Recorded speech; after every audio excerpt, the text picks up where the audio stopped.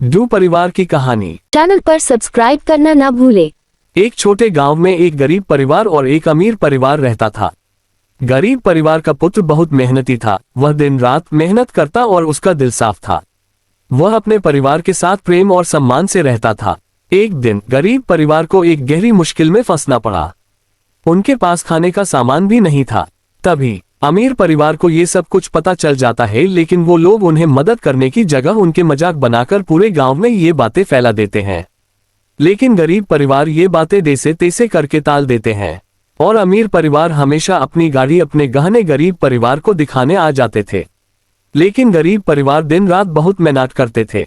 फिर एक दिन जब गांव में पूजा होती है, तभी सारे लोग उस पूजा में शामिल हो जाते हैं और वहां पर एक बूढ़ी औरत आती है और बोलती है, मेरा घर बहुत नजदीक है, मैं चल नहीं सकती, मुझे मेरे घर तक पहुंचाओगे।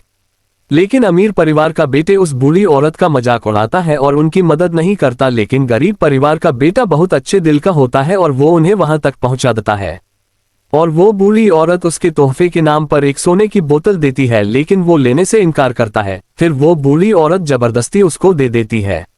गरीब घर का लड़का वो लेकर घर आता है और परिवार को दिखाता है, और जब वो लोग उस बोतल को खोलते हैं वहां से बहुत कीमती चीज निकलती है और वो लोग वैसे अपना अमीर जीवन जीने लगते हैं। लेकिन जब ये बात अमीर परिवार को पता चलता है तो अमीर परिवार का बेटा विहार दिन वही जाता है जहां पर उस दिन पूजा हुआ था।